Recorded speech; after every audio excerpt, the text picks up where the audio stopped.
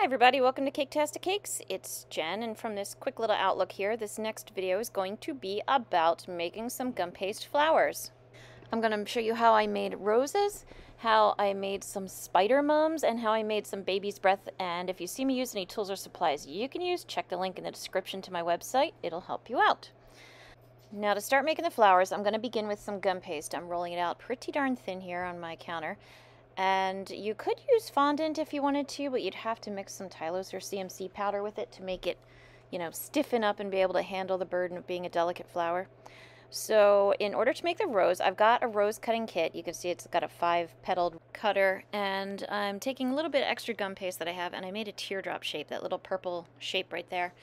And that's going to become the center of my rose. I'm going to cut out several of those little 5-petaled shapes there. And I'm going to take them one at a time and place them on my thin piece of sponge there, and using my ball tool, I'm going to roll along the edge of the flowers and really roll it and kind of press it into it, and that'll cause the petals edges to curl and wrinkle up a little bit and lift up and become a little more organic looking and less, stiff and fake looking.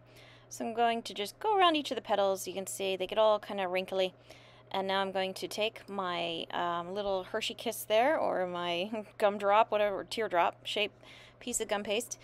I'm going to paint one petal completely with water, just a little bit of water, but all the way, and then wrap it around that teardrop shape completely, so it's just a tight little cone.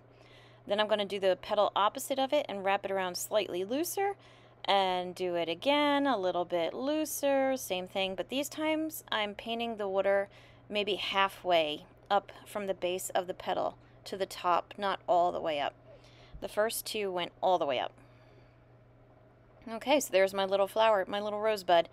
Now I'm going to do the same thing with the rest of the petals. Depending on how big of a rose you want to make, you could keep going and keep adding a few more layers there. If you do, this is the Wilton flower making kit, so if you have this one, there is a larger rose mold that you can use and keep the petals going even bigger and bigger. I was just going to keep them on the smaller side. So, again, I made some more of the petals, wrinkled them up, and this time when I'm applying them, I am applying them kind of, I don't know how to say it, between, like the outside petal will sit between the two inside petals where they meet. So you got the one inside petal there, and then the seam of the two outside petals kind of touch on it, and opposite of that.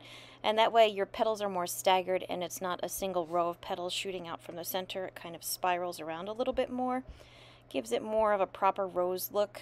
And that proper rose look is what we're going after. So yes, now just make sure your petals, you can adjust them a little, put it aside, let it dry. Okay, this next one I'm going to show you is how I made a spider mum. I was looking for a fuller flower, so I wanted to try making one of these. This is just what I did. It has room to improve, but I was pretty happy with it. I start with a ball that I used some scissors, as you saw, and just kind of like roughed it all up in the center. And then I'm using the same Wilton flower kit to make, I think this is the daisy pattern. And I'm making a bunch of the smaller daisy size. You see I held up the one there, but I didn't have room. So I'm going to start with 3 of the smaller ones. So I'm going to put them onto my thin piece of foam, just like before with the rose. And this time I'm going to use my veining tool to press down in the center to create just a nice big, nice big divot in each petal to make it look a little bit more scooped, a little more petally. I did it for all 3, as you can see. In the first one, I flip over so the divots are on the outside or the bottom. So I'm going to have my little ball that I roughed up, and I'm going to wrap the petals up around it, and it's going to go up around it pretty darn nicely, I gotta say. And the whole idea of it flipping over is so that the grooves of the petals and everything will show, because otherwise they would be tucked away inside. You'd never even see them. These I'm going to leave the proper way, or what you'd imagine to be the proper way, and I'm just going to keep adding a little bit of water and keep folding the petals over that big clump in the center. So now it's more, I guess, of a budding spider mum. And if it feels like, they're too connected, you can flare out the tips of the petals a little bit. I've got a little flower cup there to hold it. I usually put a little scrap of paper towel in my cups because the gum paste and fondant really like to stick to that plastic. There's a little hole there for the you know, wire or whatever if you're using that. But I feel like it doesn't allow enough air and it stays really moist underneath. So I always stick a piece of paper towel under my flower. I was adding another layer, as you saw. I tipped it over and just held it in the center with my scissors so I didn't mess up any of the petals. And you can see it's already a very busy flower. There's a lot of petals going on. I'm now using the bigger mold for the same daisy, I think it is. I just made bigger vein marks, you know, just like before, add some more water to it. And then again, just the same thing again. I'm going to hold it in the center, so if I make any marks, it'll be hidden away. And the petals are going to fold up around it as much as I want. And here is where I end up stopping. If you want to make it a fuller flower, if you want to keep going with it, just keep going with it. If you want finer petals, when you first initially make your little flower cuts, using the molds there, if you cut each petal into half, it would give you twice as many petals and they'd be thinner and finer. Yeah, I'm having a hard time getting it to sit in my cup. And I wanted to prop the flowers, but there it is. So I was happy with it. I thought it was actually rather pretty. This is now my attempt, and these are all just my attempts here, of making a few little white baby's breath type flowers.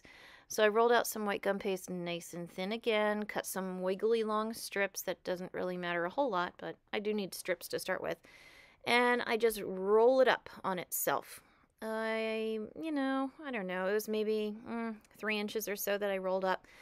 And then I used my scissors and just snipped all over it to really rough up and really divide up that top, and then trimmed off the extra underneath. You see, I can kind of make it into a cone and then trim all that off and it'll sit nice and flat.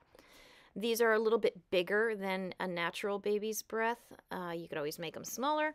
You could stick them onto some floral wire, you know, do that kind of thing, make a whole little bouquet. I was just looking for a little accent. So this is just what I did and where I ended up stopping. But once it was all said and done, I had some really pretty flowers. They had nice colors, nice variety of shapes and textures. Stick them on your cake. So I hope you found this little video helpful. Please like and subscribe because it really does help me out. I've got a lot of other videos out there, so please take a look. And as always, thank you for watching Caketastic Cakes.